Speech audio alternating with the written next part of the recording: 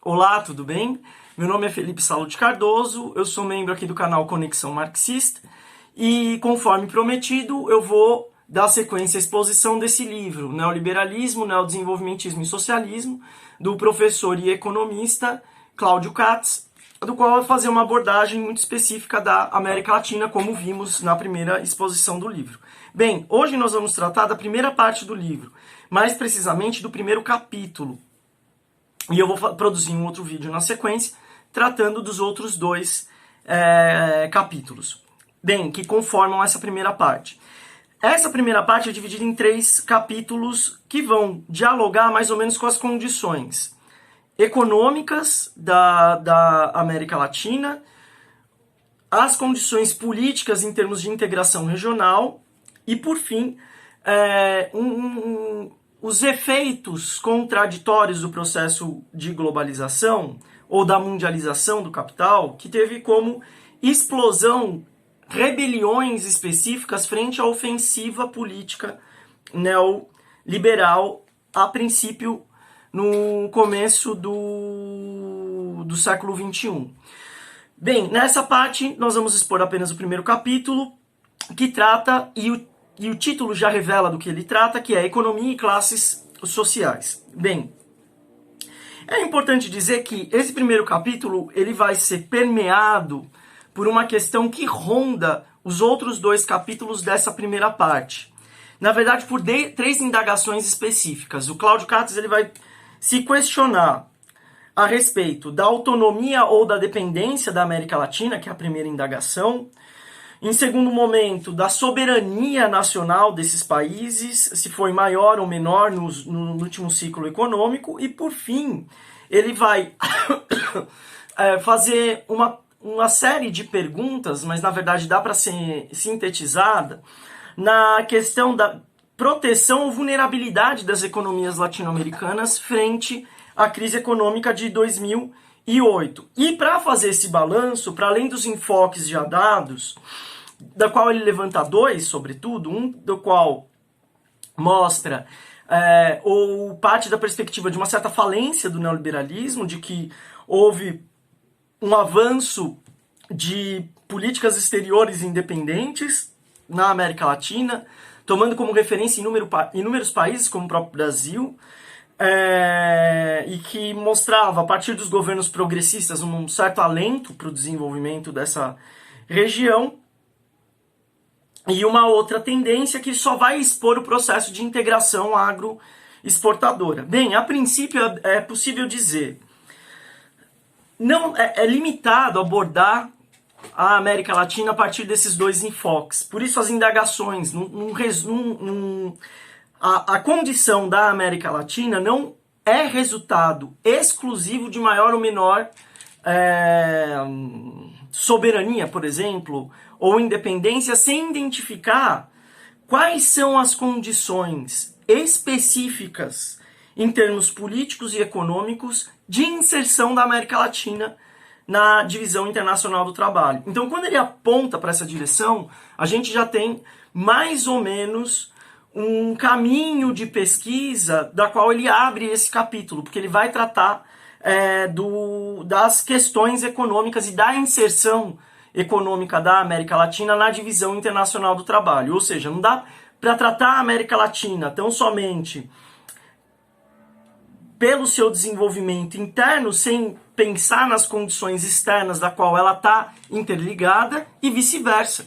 Não dá para pensar como ela se interliga, né, ou se conecta, ou é condicionada e também condicionante, em certa medida, do mercado mundial, sem entender o que acontece na América Latina em termos mais estruturais da formação econômica desses países. Bem, então a partir daí, ele vai mostrar, em termos mais ou menos empíricos, com um grande levantamento bibliográfico e também de pesquisa de dados, quais são as condições econômicas, primeiro, que justificam esse enfoque da agroexportação, que não é mentiroso.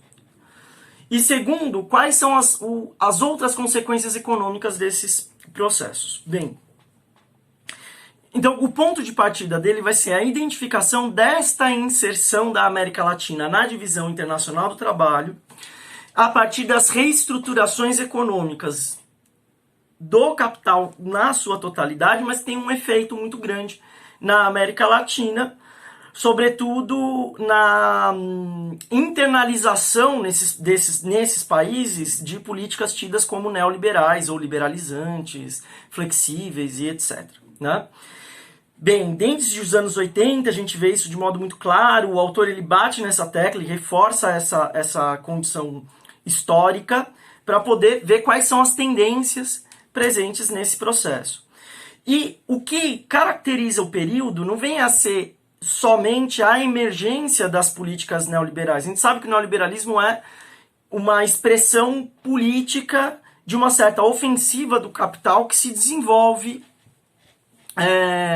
desde os anos 70 como possibilidade de controle quase que absoluto sobre o trabalho, sem ao menos criar possibilidades de respostas do trabalho em termos da sua autonomia frente às ofensivas do próprio capital. Isso, quando chega na América Latina, chega também nessa tendência avassaladora de uma especialização produtiva que vai acontecer em escala planetária. Essa especialização produtiva não só coloca a América Latina numa certa condição, como também impede qualquer caminho de ruptura dessa posição, dessa especialização produtiva na divisão internacional do trabalho, que não por meio de uma mudança radical da vida política e econômica. Ou seja, não dá para a gente ficar reproduzindo modelos como esses enfoques tanto propalaram, assim como instituições internacionais. Então colocavam, sobretudo, o modelo do Sudeste Asiático, que passou por um intenso processo de industrialização, não de modo homogêneo, e que permitiu uma certa reinserção desses países na divisão internacional do trabalho, do qual não é o nosso caminho, não é a nossa trajetória, né?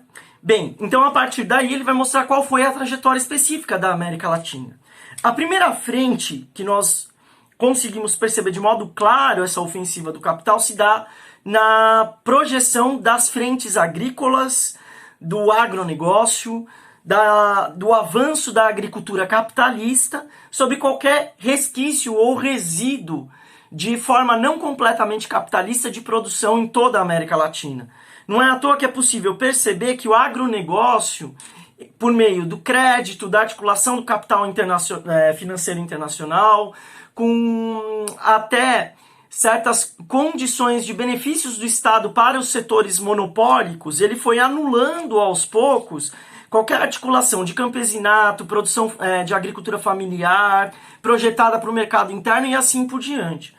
Os exemplos, eles pululam na América Latina. Então é possível ver a evolução da soja no Brasil, na Argentina, no Paraguai e no Uruguai, da qual as frentes da agricultura elas vão devastando formas distintas de características de produção econômica não completamente capitalistas, bem como elas vão aprofundar a mecanização do trabalho no campo em formas de trabalho muito similares ao trabalho industrial. Não é à toa que a agroindústria é a melhor expressão desse processo, do qual utiliza pouca força de trabalho,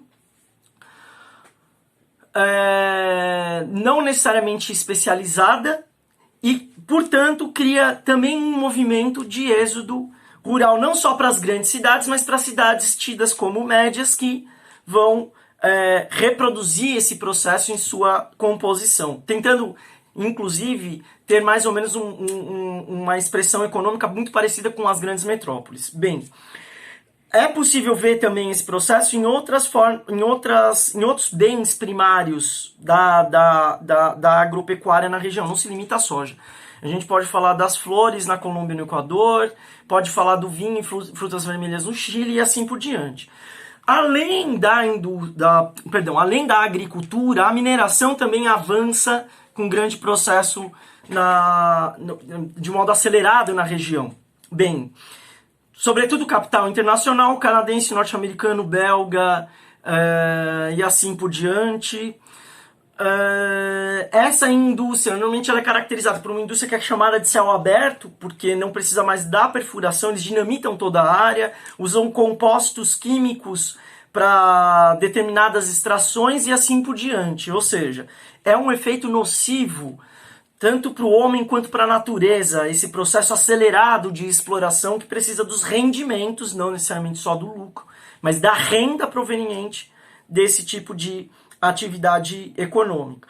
Essa especialização não só beneficiou a acumulação industrial no Sudeste Asiático, como potencializou a produção de bens de capital, ou melhor dizendo, de maquinaria e outros equipamentos muito mais sofisticados da produção nos países centrais.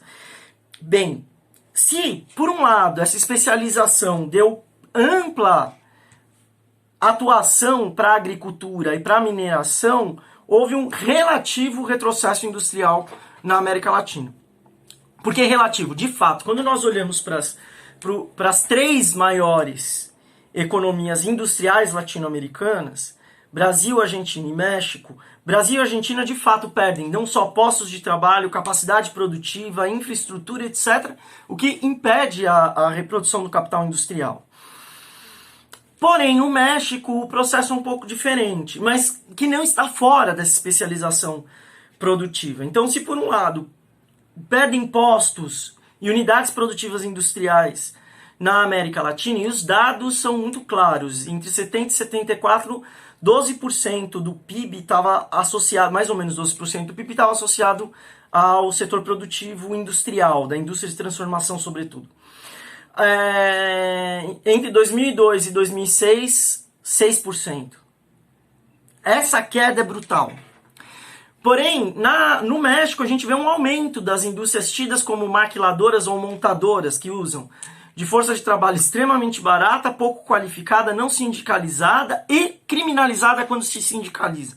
Processo que se reproduz na América Central, nessa especialização que é baseada numa força de trabalho extremamente barata. Notem que o papel dado à América Latina em termos industriais vem a ser essa inserção tendo como base um rebaixamento do que já era baixo, que é o salário das classes trabalhadoras, sobretudo o operariado urbano industrial.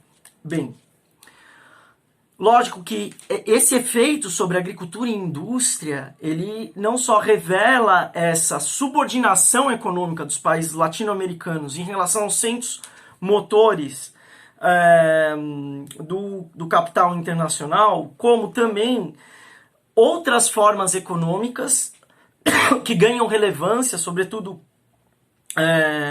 em países mais pobres e que eram muito mais dependentes, por assim dizer, da própria agricultura, por conta de processos que são acelerados com essa especialização produtiva, sobretudo com a imigração, ou com a evolução do transporte e dos meios de comunicação que permitem uma grande difusão do turismo, que se torna quase que ou primeira ou segunda atividade econômica, se a gente for pensar no caso da Costa Rica, é quase a primeira atividade, e supera o que foi a produtividade agrícola em alguns países, como é o caso de Honduras, Guatemala, Caribe e assim por diante. Lógico, países que têm um patrimônio histórico e cultural que vai sendo dilapidado pela atividade do turismo, né? Quase como um consumo brutal realizado pelo prazer de grandes investimentos internacionais e do capital associado a monopólios dos países centrais. Do mesmo modo, e contraditoriamente, a imigração ou a emigração desses países latino-americanos e imigração nos países centrais, como no caso dos Estados Unidos, permite a evolução de remessas que se tornam em alguns países quase que a principal fonte de receita. Vou mostrar os exemplos que ele dá aqui. República Dominicana, Guatemala, El Salvador, Guiana, Haiti, Honduras, do qual as remessas superam a produção de banana, Jamaica e Nicarágua, da qual o café é superado pelas remessas. Há como principal fonte essas remessas internacionais. Não é à toa, 30 milhões de latino-americanos vivem nos Estados Unidos e mandam esse dinheiro para suas famílias para que elas possam se reproduzir economicamente. Lógico, esse fenômeno só é possível com a interligação brutal de bancos, meios de comunicação, etc., que permite essa exportação de força de trabalho extremamente barata. Bem, conforme o Katz diz, embora todas as diferenças regionais provenientes desse processo, é possível perceber quase que uma tendência constante à reinserção periférica desses países na divisão internacional do trabalho, e do qual vai mexer muito com a trajetória, sem criar rupturas muito profundas, das grandes burguesias nacionais que vão se tornar mais ou menos burguesias locais. Local aqui não se refere só à burguesia localizada num específico ponto de um determinado país. Pelo contrário, ele levanta a hipótese, a pecha de discussão de que essa burguesia local ela tem um efeito regional. Não é à toa que nós podemos verificar no período analisado pelo autor uma explosão das multilatinas. Embora o texto seja datado, nós conseguimos perceber ainda hoje essa evolução da burguesia latino-americana através de nomes de famílias muito ricas, né?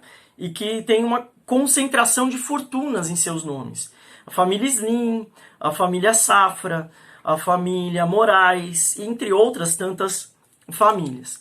Se há esse efeito sobre a classe dominante, que é uma classe dominante que não tem mais, embora tenha enriquecido com projetos nacionais, não tem mais essa perspectiva exclusivamente nacional, a não ser de repressão sobre sua classe trabalhadora, ou de extração de valor e hiperexploração sobre essa classe trabalhadora, que não é uma lumpen burguesia, pelo contrário, é uma burguesia que tem um projeto muito claro em termos de utilizar as rendas para a extração de valor. Há também um efeito brutal sobre os trabalhadores na América Latina. O que vemos nos últimos tempos vem a ser essa migração para cidades que não têm emprego, sobretudo cidades pequenas, ou quando vão para as grandes metrópoles, esses trabalhadores provenientes do campo, eles não encontram condições plenas de trabalho. No caso do proletariado urbano, um rebaixamento do salário, a manutenção da vida por meio do sistema de crédito, portanto um amplo endividamento, atividades marginais se tornando quase que parte do cotidiano, como é o caso do tráfico de drogas, o aumento da criminalidade e assim por diante. Ou seja, essa condição é a reprodução do capital na periferia. Então não dá pra gente pensar num período pós-neoliberal ou, por outro lado, também numa condição da qual há uma política exterior independente. Porque mesmo essa política exterior tendo cara de independência, ela revela um aprofundamento das condições de exploração presentes na América Latina. Então esse primeiro capítulo é um convite para a gente fazer um balanço do que vem a ser essa inserção periférica dos países latino-americanos. E no próximo vídeo nós vamos dar sequência aos próximos 2 capítulos. Bem, eu peço então para vocês que, se tiverem alguma dúvida ou quiserem dar alguma sugestão, façam os devidos comentários, né, para a apresentação não só dessa como de outras obras. Críticas, sugestões, etc. são bem-vindas. Deem like, se inscrevam no canal, ativem o sininho e é isso aí. Beijão a todos, até mais.